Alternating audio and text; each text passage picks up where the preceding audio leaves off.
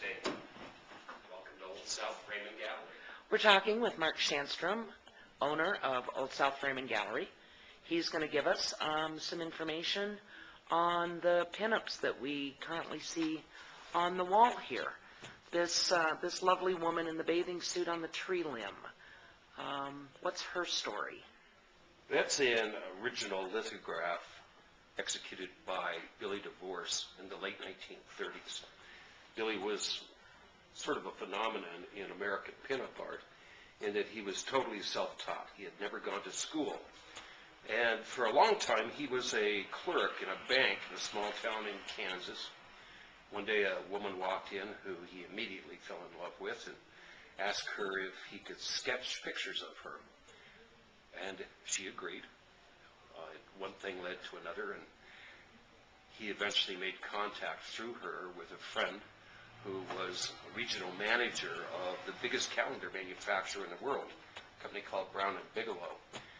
The regional manager saw talent, recognized talent, and acquired talent.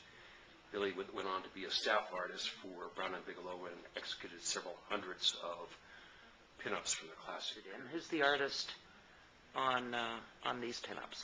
What we're looking at is a copy of the original 1941 Alberto Vargas calendar for Esquire magazine. This is a near mint condition set of all 12 months. That was the first year that Alberto Vargas did a full calendar for Esquire. It set the pace for classic pinup art during World War II.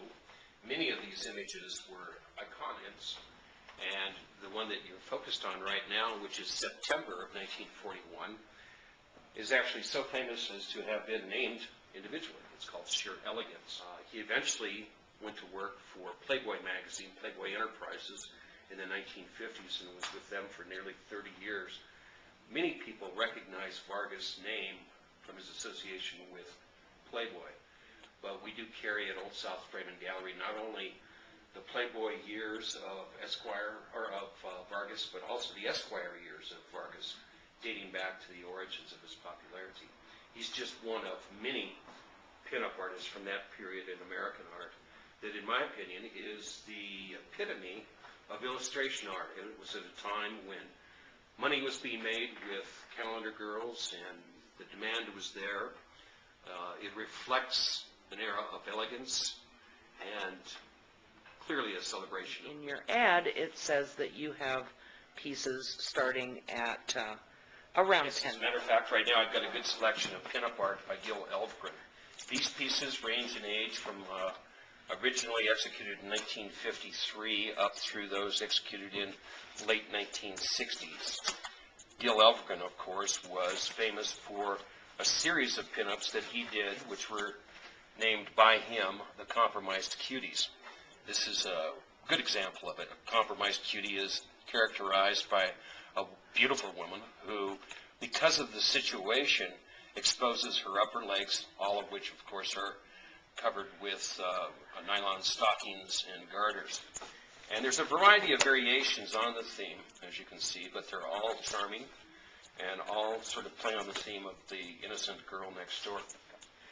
In addition to classic pinup art, we also carry a broad selection of vintage illustration art.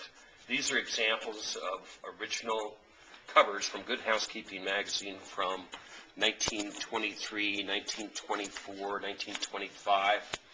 Each one of these is an illustration by Jessie Wilcox Smith, one of the foremost female illustrators of the early 20th century. We carry classic crate labels, which represent some of the finest chromolithographic printing from the early 20th century. These labels were designed to attract immediate attention and to retain the customer's interest and to be durable. And towards that end, they had very dynamic graphics. Carry fashion plates, early 20th century. These are magazine illustrations. Again, this is all original material, original lithograph material, and representing many, many fine artists from that period of time. This particular piece is a Coles Phillips illustration. Coles Phillips was the originator of the fade-away woman style of illustration in magazines. This is an example of another one of the giants of the period, J.C. Leyendecker. This is a Saturday Evening Post cover from July 4th, 1931. He and his brother F.X. Leyendecker were sort of the rock stars of illustration in that period of 1925 through about 1935 in America. We also have pieces of illustration art from the late 19th century. This particular piece is an advertisement from 1887. It advertises Cutter Old Bourbon. At Old South Frame, we try to offer as broad a selection as possible to those people that are interested in vintage art. I carry several thousand pieces of etchings and engravings, all original pieces from the late 19th century and early 20th century. They vary by subject material, from renderings of classic statuary to landscape to family settings. One of the things that we pride ourselves on at Old South Frame is being able to paint with a faux palette, so to speak.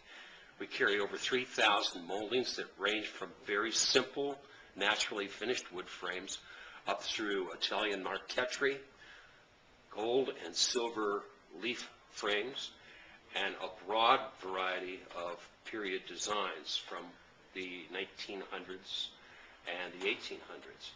We also carry over 600 fillets and 1,400 different mat choices. Our specialty is to frame the art so it meets the needs of the customer's aesthetic as well as budget.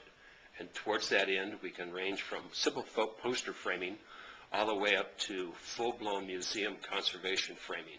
Again, the broad selection of moldings, mats, and fillets which are available open up nearly limitless opportunities to design a piece to your specifications.